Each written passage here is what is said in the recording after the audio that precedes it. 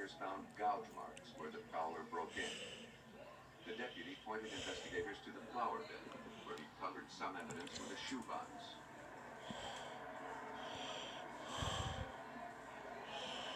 Beneath it was the imprint of a large athletic shoe. The waffle pattern was familiar.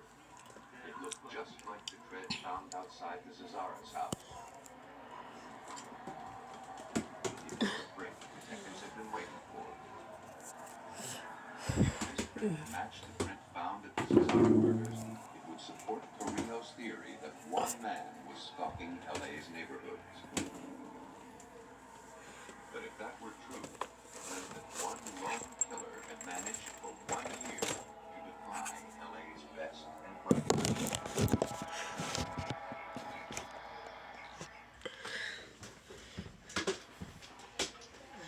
Now that he had a basis for comparison, criminalist Gerald Burke examined the two plaster casts taken from the crime scenes.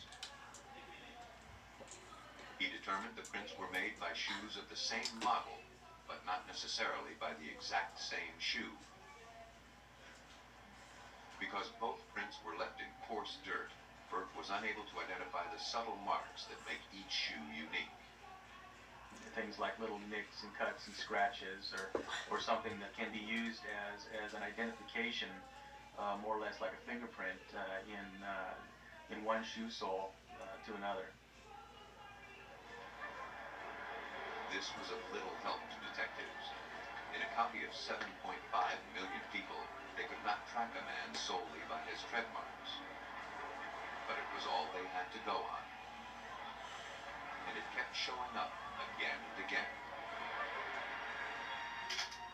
Since the Zazara murders, the large waffle pattern was found in the mud outside a Monterey Park homicide and was stamped in blood inside the home of a severely beaten old woman in Monrovia. Burke had 3 casts and 1 shoe print to work with. The crimes remained unsolved. The shoe prints remained a mystery. Then, a summer intern casually walking by a lab table made a pivotal observation. And she said, "Oh, that's an Avia." And everybody just stopped and looked at her and said, "Are you sure?" I said, "Yeah, I got a pair in my trunk." So she goes to the trunk of her car and pulls out this pair of Avia shoes, and that's when everything broke loose.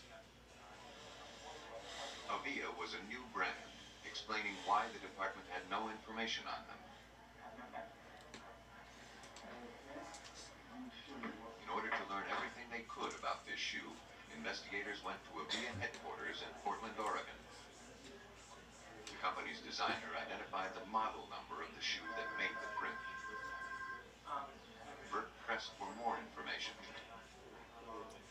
I asked him to be a little bit more specific, and he said that he actually designed that shoe, and that he had a patent on that particular shoe sole design, and that there were no other patterns that were close.